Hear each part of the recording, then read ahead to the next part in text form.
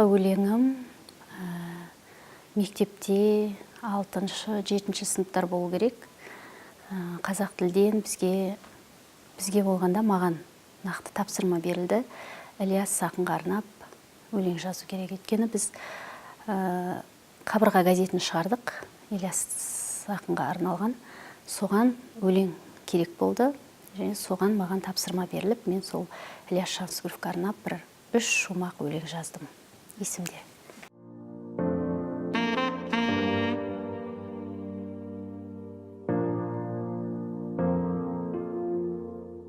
Нақты алғашқы оқырманым сол жаңа мұғалімім болған шығар, Бақыт Нұрғожаева. Өйткені Ілияс туралы өлең жазып алып келгеннен кейін сол кісіге берілді. Ол кісі жаңағы Қабырға газетіне ұсынып, сол жерде газетке көшіріп қолмен жазып бастық. Соған қарағанда сол мұғалімім бірінші оқырманым болған шығар.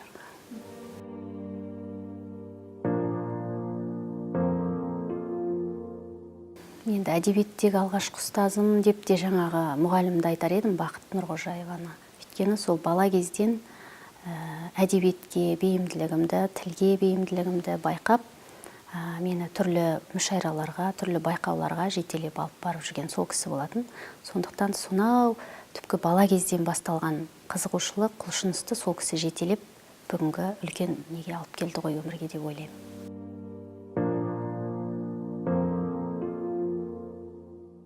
Жаңа айтып өткендей, алғашқы өлеңім ең бірінші Қабырға газетіне, одан кейін аудандық газетке жарияланды, одан кейін барып Ақжелкен журналында жарық көрді.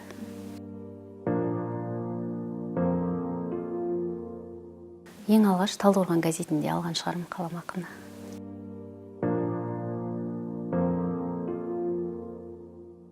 Алғашқы кітабым Бақыттың бағасы деп аталады. 2007 жылы жарық көрді. 4 баспасынан.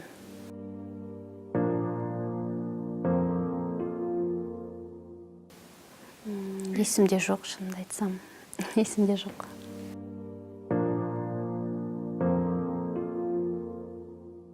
Құпия нәрселерді айтуға бола ма деп эфирдің алдында.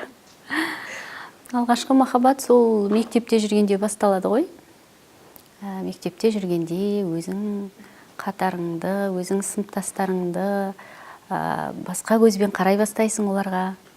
Алғашқы бір өзіңнің әйел екеніңді сезініп, бір ішкі бір жаңа бозбалалық шақ басталған кездегі, бой жеткен кездегі бір сезімдер ішкі дүниеңді қытықтап, маңайыңа солай көз сала бастаған кезде бір жасырын құпия дүние болған енді.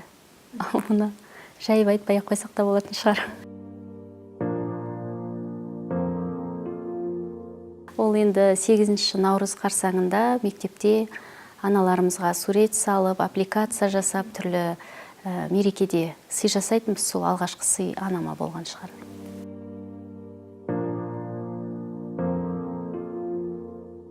Балық шақтағы алғашқы сапарым, мен ойлаймын, жаңағы үстел теннисінен жарыстарға қатысып жүрген кезде біз осы Сарыөзекке, Талдықорғанға жарыстармен келетінбіз. Сол менің алғашқы сапарларым облыстың көлемінде болса да, мен үшін бір әсерлі сапарлар.